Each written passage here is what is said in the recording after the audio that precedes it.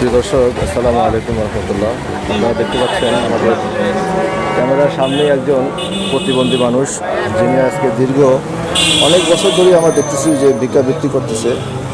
তো আজকে তার মনে খুব একটা আনন্দ ভাব লাগতেছে যে একটা নতুন গাড়ি মনে হয় সে পাইছে, এরকম কেউ দিছে অথবা। আজকে জানতে চাবো তার কাছে যে তার জীবনযাপন কীভাবে চলে আর গাড়িটা কোথায় পেল। তোমার কি নাম? মাইনুদ্দিন। মাইনুদ্দিন, তোমার এই গাড়িটা কে দিছে? দৌলত খান চেয়ারম্যানে।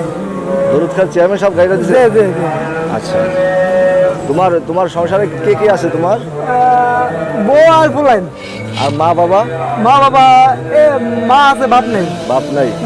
আর তোমার সংসারে খাবার মতো মানুষ মোট কয়জন? দুইজন। তুমি, তোমার ওয়াইফ আর তোমার মা? তোমার সন্তান? তোমার সন্তান কত বছর বয়স? 2 বছর। 2 বছরের? প্রিয় দর্শক, 2 বছরের একটা সন্তান আছে। ছেলে না মেয়ে? ছেলে।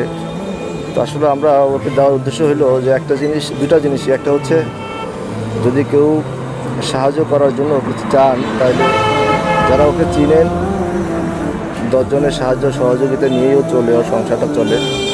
বাসায় ওর বাপ মা আছে, স্ত্রী আছে, বাচ্চা আছে, ও নিজে আছে। নিজে একেবারেই পঙ্গু, দেখতে পাচ্ছেন প্রিয় দর্শক, যে 2টা পাও একেবারেই অকেজ। হ্যাঁ, আর যে আল্লাহ রাস্তায় এই গাড়িটা দিচ্ছে একজন চেয়ারম্যান সাহেব। তো এই গাড়িটা দিয়ে সে তার জীবন ধারণ করার জন্য, রোজগারের জন্য সে ঘর থেকে বের হয় প্রতিদিন।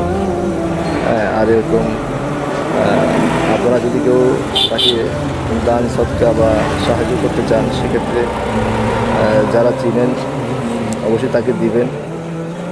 আচ্ছা, তোমার এই যে গাড়িটা তুমি কতদিন হয়েছে তোমার এই গাড়িটার বয়স? 15 দিন। 15 দিন হয়েছে গাড়িটা পাইছো? আচ্ছা, 15 দিন আগে গাড়িটা সে পাইছে, এই জন্য গাড়িটা নিয়ে এসে ভিক্ষা করে 15 দিন। এক বাজার থেকে আরেক বাজার, এক গলি থেকে আরেক গলি।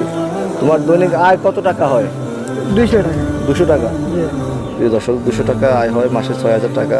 তো সেক্ষেত্রে বুঝতেই পারতেছেন, সংসারে মা, বউ, সন্তান, নিজে, যারা পারেন এরকম তাকে সাহায্য সহযোগিতা করার জন্য আমি অনুরোধ করব। তোমার কি কোনো বিকাশ নাম্বার আছে? যে পরে দেওয়া যাবে। পরে দেওয়া যাবে না? আচ্ছা, পরে ইনশাল্লাহ আমরা কোনো এক ব্লগে বা কোনো এক ভিডিওতে ওনার মুখ থেকে আমরা ওনার বিকাশ নাম্বারটা নিয়ে আপনাদেরকে দিব। তো সেই পর্যন্ত সবাই ভালো থাকবেন। আর এরকম ওর দিকে একটু লক্ষ্য করে আল্লাহ পাকে শুকরিয়া আদায় করবেন যে আল্লাহ তাআলা আপনাকে আমাকে ওর চাইতেও অনেক ভালো রাখছেন, সুস্থ রাখছেন, সবল রাখছেন। এই বলে বিদায় নিচ্ছি। আসসালামু আলাইকুম ওয়া রাহমাতুল্লাহ।